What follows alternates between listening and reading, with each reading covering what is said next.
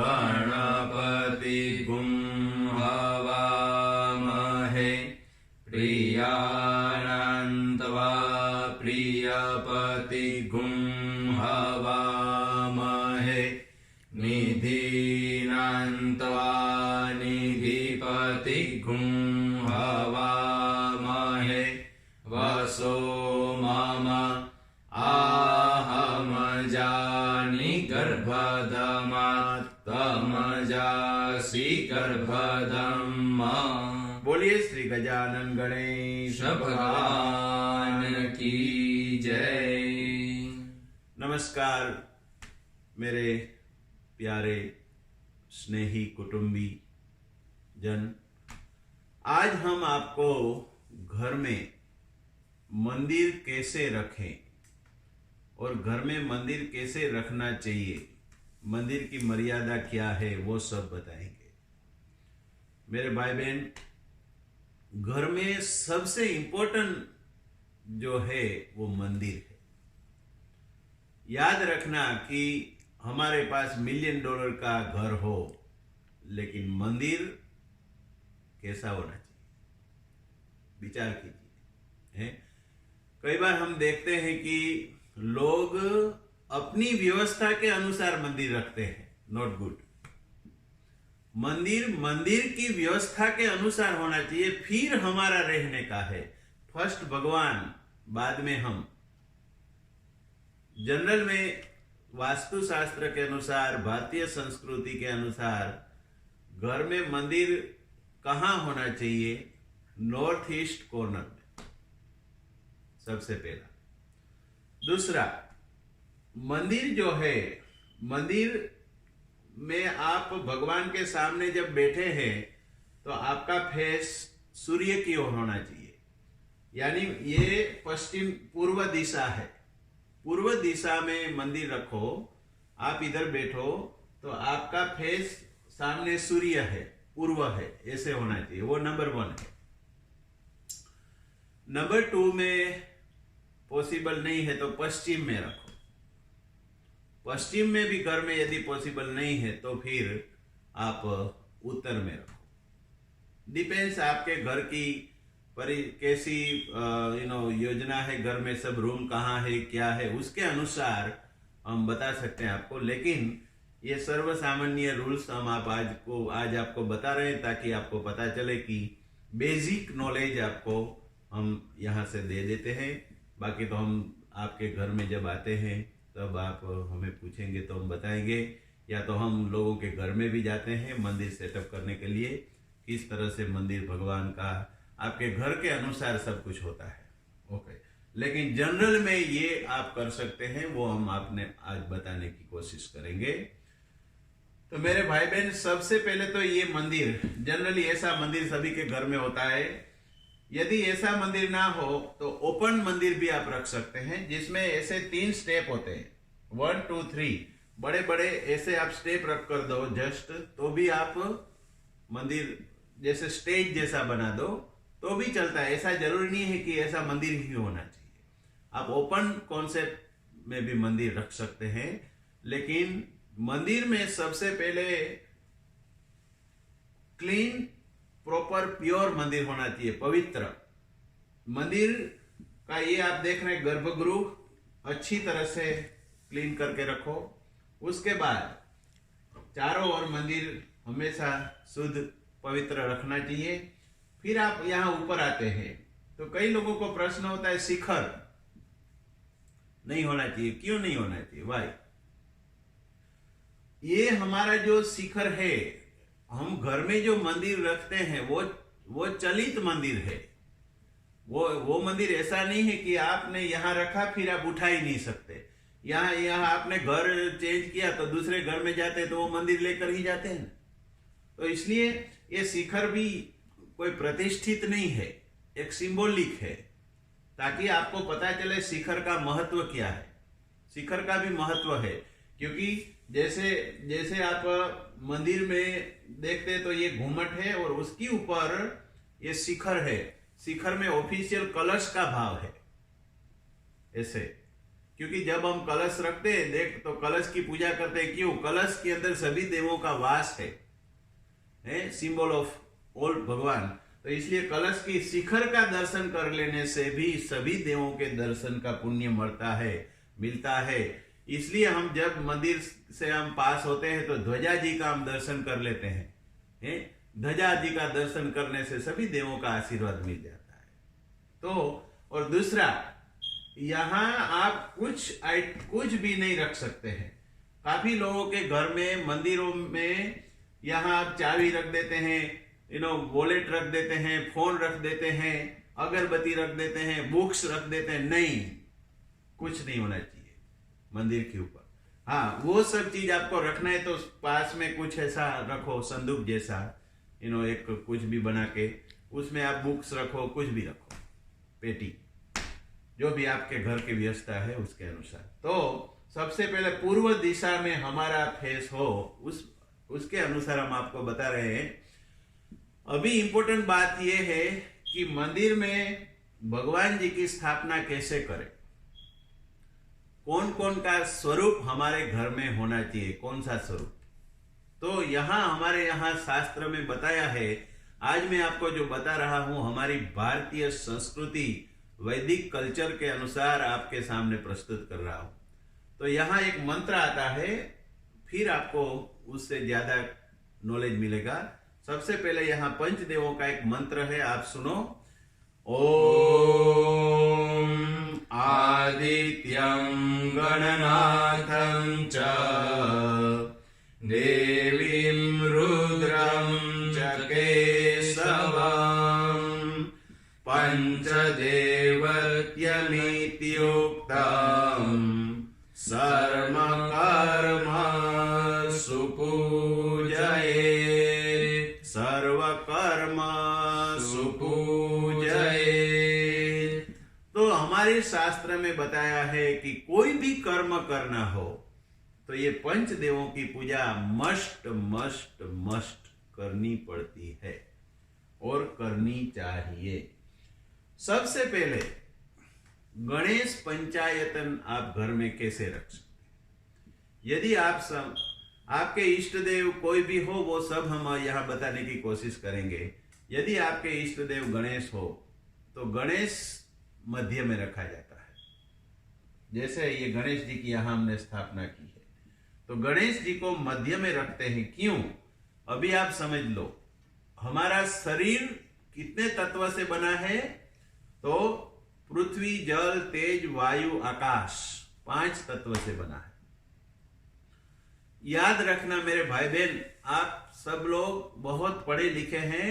थोड़ा ये मैं जो बता रहा हूं सीरियसली एंड आध्यात्मिक दृष्टि से, शांति से ये बात आप सोचना।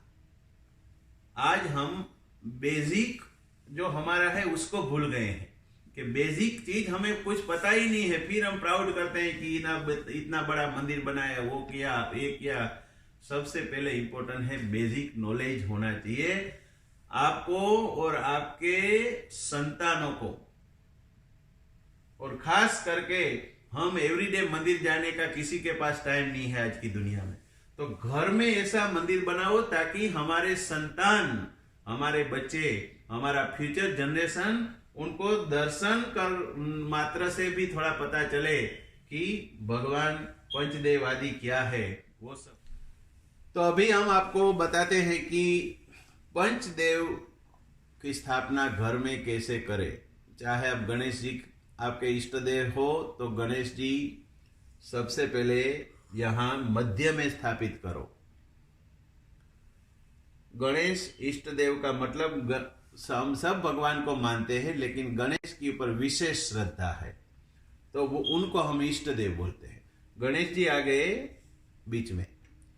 और याद रखना, पंचदेवों को इसलिए हमें रिस्पेक्ट देना है, इसलिए पंचदेवों को कंपलसरी मानने का है, बिकॉज हमारा शरीर 5 तत्व से बना है। तो उसमें से गणेश जी को जल तत्व के अधिपति गणेश जी को बताया है। इसलिए हमारे यहाँ एक मंत्र आता है, आकाशयादिपो विष्णुः अग्नेश्चैव महेश्वरी वायोः सूर्यः क्षितिरेष जीवनस्य गणाधिपः। तो गणेश जी जो है जल तत्व के मालिक है। अभी गणेश मध्य में है तो विष्णु जी और लक्ष्मी जी की स्थापना कैसे करें? यहाँ गणेश जी के दक्षिण में राइट साइड विष्णु भगवान के साथ लक्ष्मी जी की स्थापना करो। खाली लक्ष्मी नहीं, याद रहे कई बार लोग जो लक्ष्मी जी घर में रखते हैं लेकिन विष्णु जी नहीं होते तो भी नहीं चलता, इसलिए लक्ष्मी विष्णु साथ में रखो। और यहाँ विष्णु जी जो है वो आकाश तत्व है, इसलिए राइट में भगवान विष्णु हो गए एंड जो है लक्ष्मी जी के साथ। फिर भोलेनाथ की स्थापना करो यहां। तो ये शिवलिंग की हमने स्थापना की है। और याद रहे कि ये जलाधारी जो है वो ऑलवेज नॉर्थ फेसिंग करनी चाहिए। जलाधारी नॉर्थ में रहता है। जब पानी भोलेनाथ के ऊपर हम अभिषेक करते हैं, जहां से पानी निकलता है, ये शिवलिंग जो है जलाधारी शक्ति का स्वरूप है, लिंगम पूरे विश्व का स्वरूप है, भोलेनाथ का शिव का स्वरूप है। शिव का मतलब होता है कल्याण। अभी ये गणेश जी पंचायत में विष्णु, शिव एंड फिर यहां देवी माता जी की स्थापना करो, देवी एंड यहां सूर्य नारायण भगवान।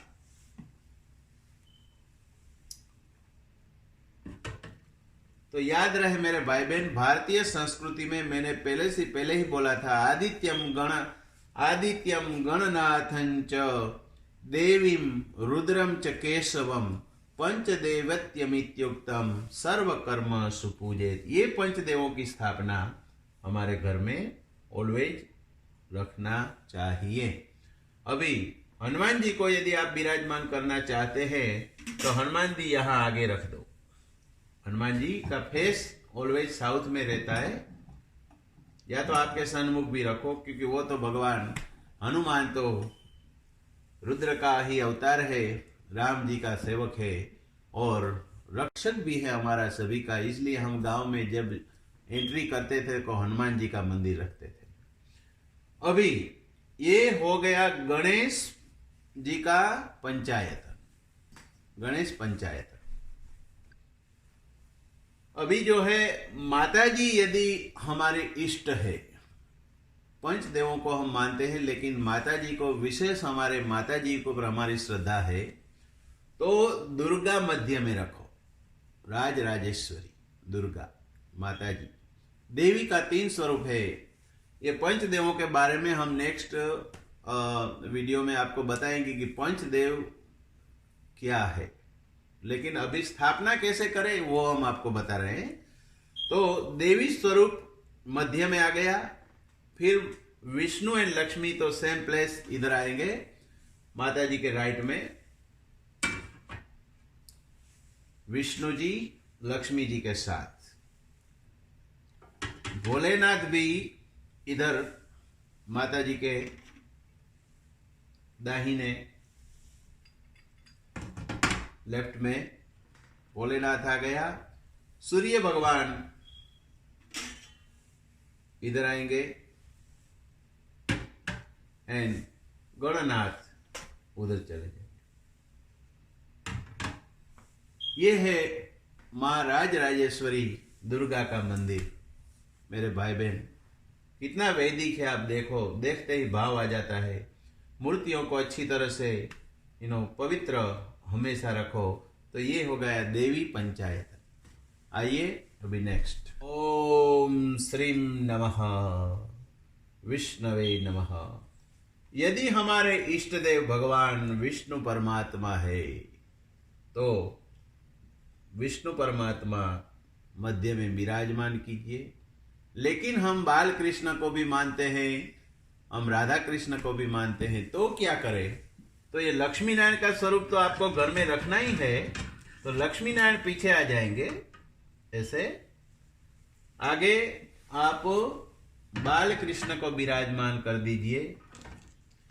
यदि आप स्वामीनारायण भगवान को मानते हैं तो यहाँ भगवान श्री स्वामीनारायण जी को विराजमान कर दीजिए। लेकिन उसके आगे फिर शालिग्राम की सेवा मस्ट होनी चाहिए। शालिग्राम को भी विराजमान कीजिए। और शालिग्राम जो है, गंडकी नदी के शालिग्राम का विशेष महत्व है। भगवान विष्णु का ही स्वरूप होता है। शालिग्राम की कभी प्रतिष्ठा नहीं होती है। ये सब रूल्स है। हमारे यहाँ शास्त्र बहुत समुद्र है मेरे भाई बहन। हम कोई तालाब वाली संस्कृति हमारी नहीं है। भारतीय संस्कृति तो सागर है। इसलिए हम सब देवी देवताओं को आदर से, भाव से, प्रेम से, रिस्पेक्टफुली याद करते हैं। क्यों? हमारी संस्कृति सागर है। तो सागर में मिलना है मेरे भाई बहन। तो ये विष्णु लक्ष्मी आकाश तत्व है जो हमारे शरीर में ही है मेरे भाई बहन। इसलिए मस्ट विष्णु तत्व को हमेशा याद करो। ये सब पूरे विष्णु तत्व है। तो फिर गणेश जी की स्थापना इधर की जाएगी। गणेश के आगे सूर्य भगवान, सूर्य नारायण देवता विराजमान हो जाएंगे। फिर भोलेनाथ यहाँ भगवान के दक्षिण में विराजमान हो जाएंगे।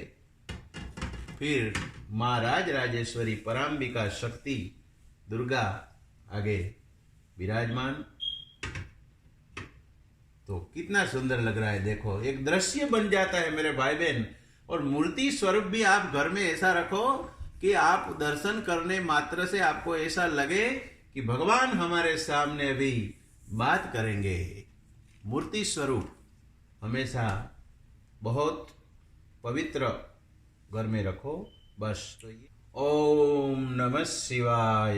जय भोलेनाथ। मेरे भाई बहन, भोलेनाथ यदि आपके इष्ट देव हैं, सभी स्वरूप में हम मानते हैं, लेकिन भोलेनाथ में ज्यादा श्रद्धा है। भगवान भोलेनाथ को मध्य में स्थापित करो। भोलेनाथ मध्य में आ जाते हैं। फिर गणेश जी यहाँ आदिनाथ गणेश भगवान के पीछे सूर्य नारायण भगवान रहेंगे। सूर्य नारायण जी की स्थापना विष्णु स्वरूप लक्ष्मी जी के साथ यहाँ स्थापना करेंगे। और राज राजेश्वरी पराम्बिका जगत जननी दुर्गा देवी महाकाली लक्ष्मी सरस्वती स्वरूपिणी यहाँ आगे फ्रंट में। तो ये इसको बोलते हैं हमारे यहाँ शिव पंचायतन। और शिव पृथ्वी तत्व है। याद रखना, हमारे शरीर में पृथ्वी तत्व भी है। राइट। ये पंच तत्व से हम कैसे अलग, चाहे आज आप देखो लोग बोलते हैं हम इसको मानते हैं इसको नहीं, लेकिन पंच तत्व को आप अलग करके बताओ, नॉट पॉसिबल। पंच तत्व को तो हम साथ में लेकर ही हमेशा घूमते हैं मेरे भाई बहन। इसलिए ये पंच तत्व में भोलेनाथ को पृथ्वी तत्व का अधिपति बताया है। तो भोलेनाथ जो है, भोलेनाथ शिव शब्द का मतलब होता है कल्याण। याद रखना, कोई भी हमारे वैदिक कोई भी स्वरूप का हमें विरोध नहीं करना चाहिए। हमेशा उनको हृदय में रखो। और शिव जी को पृथ्वी तत्व भी बोलते हैं। और पृथ्वी तत्व को हम कैसे अलग कर सकते हैं?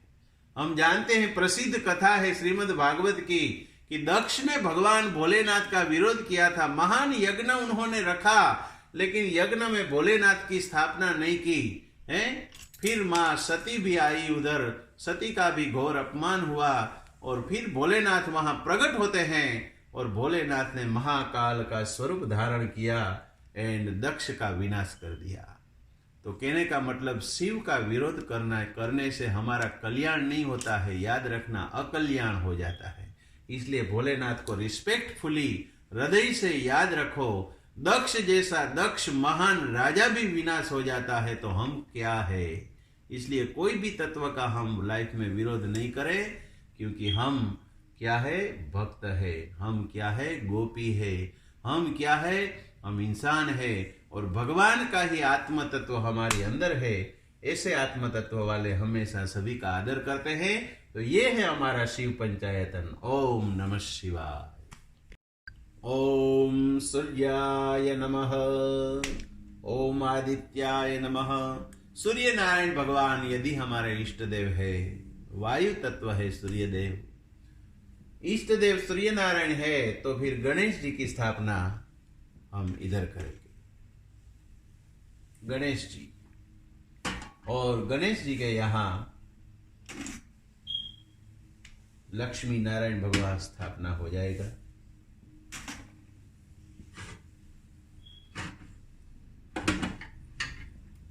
भगवान लक्ष्मी नारायण जी की विराजमान स्थापना की हमने।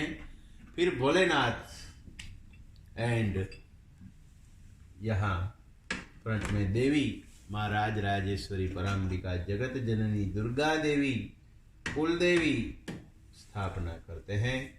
तो ये हो गया सूर्य पंचायतन है।